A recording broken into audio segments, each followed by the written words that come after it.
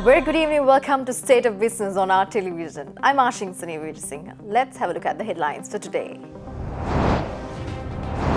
President Maithripala Sirisena instructs the officials to complete the construction works of the China-Sri Lanka Friendship Nephrology Hospital with no delays. Minister of Power Energy claims that the high-cost power plants such as Kalanithissa, Uturujanani should be soon withdrawn. News in detail. President Maithripala Sirisena instructed the officials to complete the construction works of the China-Sri Lanka Friendship Nephrology Hospital in Polonnaruwa due date, enabling the treatments and healthcare to hundreds of patients who are suffering from kidney diseases. President gave these instructions yesterday during a visit at the construction site of the China-Sri Lanka Friendship Nephrology Hospital in Polonnaruwa.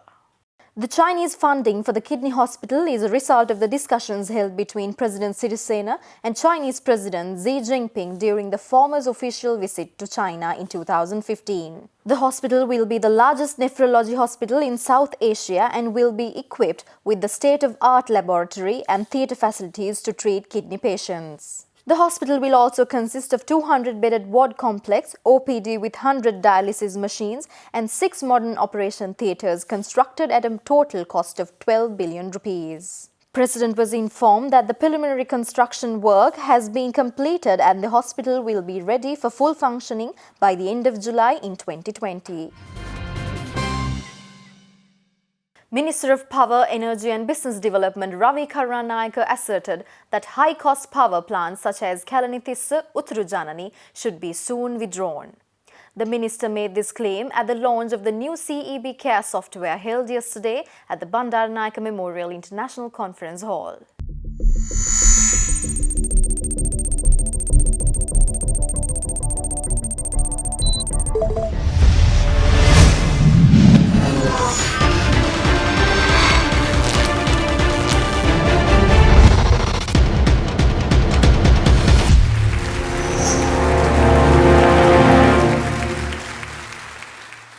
Accordingly, by this initiative, the customers will have easy access to the electricity board, which is cost-effective and time-saving. Moreover, addressing the event, the minister also highlighted that there is a mismanagement in the monetary sector of the electricity board and such discrepancies should be resolved soon.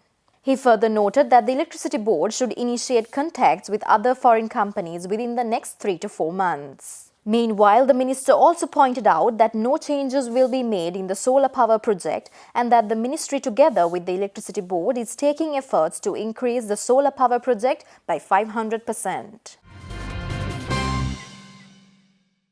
The Sri Lanka Tourism Promotion Bureau, along with local travels agents, hotels and service providers, are participating at the 2019 edition of Beijing International Travel Expo, which kicked off this morning at the China National Convention Center. Officials from the Sri Lanka Tourism said that the largest international travel exhibition in China, known as BITE, will be used to make a fresh push to attract Chinese tourists after Easter Sunday terror attacks. The largest international travel exhibition in China, which was commenced today, will be held till the 20th of this month. Officials from the Tourism Promotion Bureau said that it is an important exchange and trade platform for promoting the global tourism resources and products and stimulating tourism consumption. The Sri Lankan pavilion at the BITE was declared open by Tourism Development Minister John Amaratunga along with other officials from the ministry, SLTBB and 15 local travel agents. China is Sri Lanka's second largest source market, which drew 265,965 tourists last year. China has over 150 million outbound tourists, increasing 14% year-on-year. An official from the Sri Lanka Tourism said that during the first 4 months, Sri Lanka has attracted over 92,000 Chinese travelers, but due to the unfortunate Easter Sunday terror attacks, the numbers have now plunged sharply. Meanwhile, Cinnamon Trade Export Agriculture Director General Dr. A.P. Heenkantha claimed that Sri Lanka earned 35,000 million rupees in foreign exchange by exporting 17,500 metric tons of cinnamon last year, marking the largest ever stock of cinnamon exported during a single year in the history.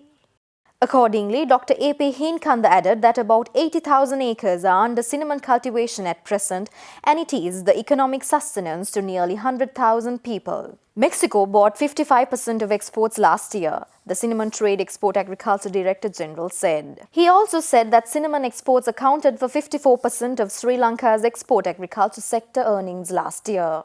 Stability in world market prices, increase in demand for cinnamon-based products, and medicinal value of cinnamon had contributed towards the high demand of Sri Lanka cinnamon. Meanwhile, addressing an event at the University of Kelaniya, Chief Executive Officer and the founder of Kapruka.com, Dulit Herath highlighted that the young entrepreneurs should make maximum benefit from the cinnamon industry in Sri Lanka by creating attractive brands. Hats off to Mr. Merrill J. Fernando for creating brands like Dilma. I could take it to platforms, sell it and bring the full dollar amount to Sri Lanka. But I can't do that for cinnamon because there is no big brand in Sri Lanka that comes to your mind when I say cinnamon. Now when I say tea, yeah, obviously number one is Dilma. But then you can go Maproc and Mlesna, you can think of a few at least. Cinnamon, unfortunately, nobody has created a brand. So maybe one of you can. Stay tuned for more news after this short break.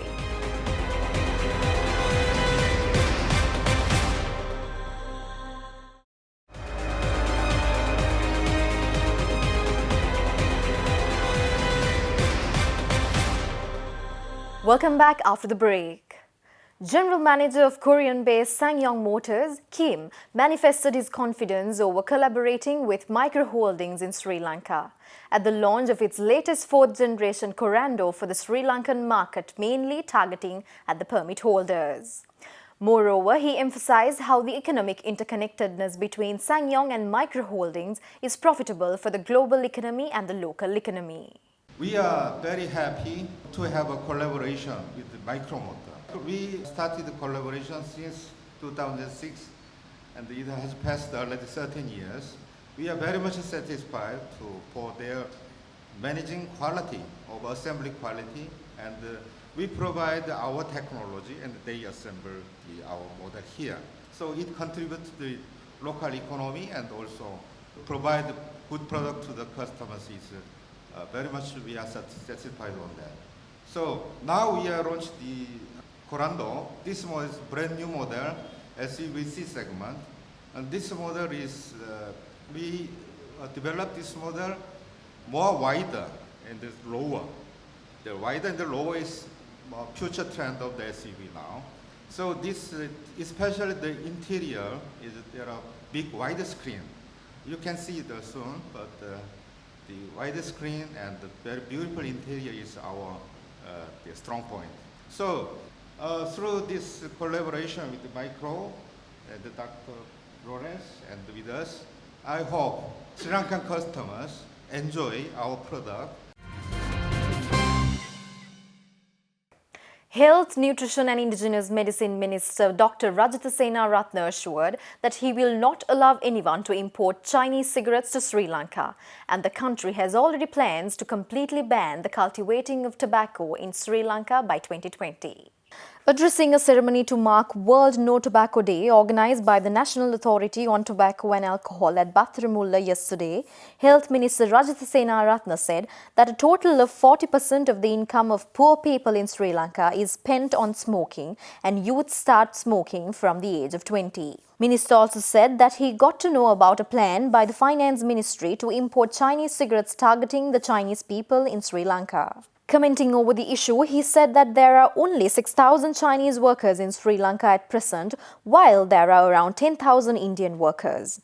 He further added that there are workers from Russia and several other countries, and Sri Lanka can't export cigarettes from each and every country as it is a signatory to the WHO Framework Convention on Tobacco Control known as FCTC.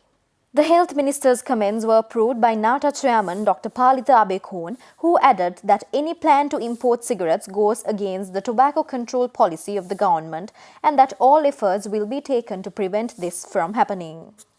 He further said that the international organizations such as the WHO and the UNDP praised efforts taken by Sri Lankan governments in the sphere of tobacco control and identified the country as a leading nation in the effort to ban tobacco use.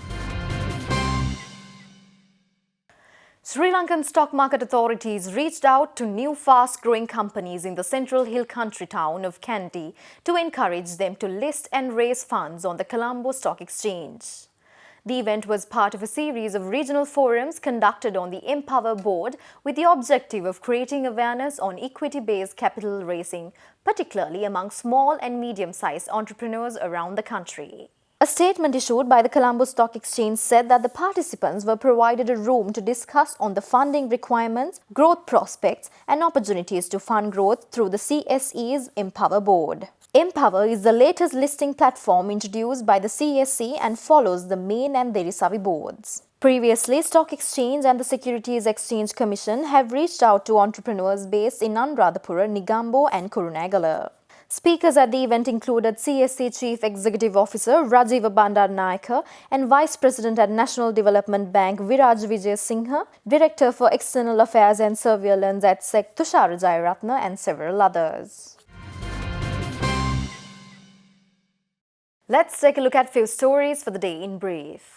Sri Lanka was featured at a luxury travel show held in the Dutch capital Amsterdam recently. Managing Director of Resplendent, representing 3 high-end resorts such as Tea Trails, Cape Waligama and Wild Coast Tended Lodge, Malik J. Fernando and several other luxury boutique hotels, resorts and brands in Sri Lanka including Tea Drop Hotels, Manor House Concepts, Santani and Water Garden Sigiriya participated in this travel show cum workshop. The Hambantota International Port partnered with the Sri Lankan arm of the Women's International Shipping and Trading Association to increase awareness of gender diversity in the workplace. The association, together with the port team, launched a program for ships calling at the Hambantota Port. Hambantota International Port kicked off the program at an event held on board vessel Shojin, which called at the port recently.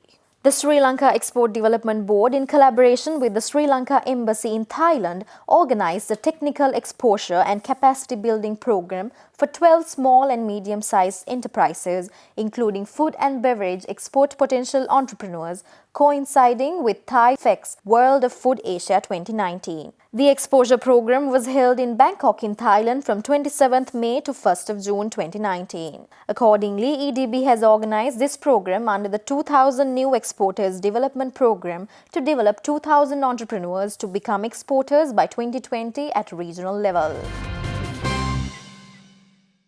We'll be back after a short break.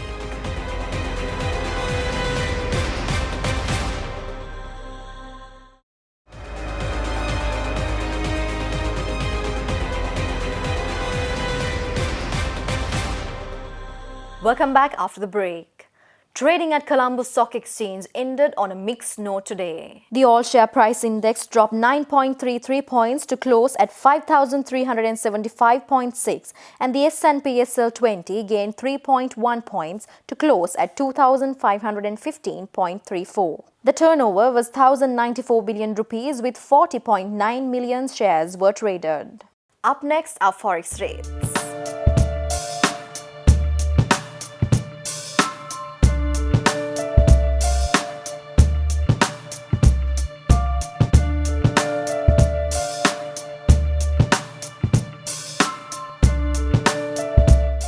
That's all the news for today. Join us tomorrow at the same time. Until then, take care. Good night.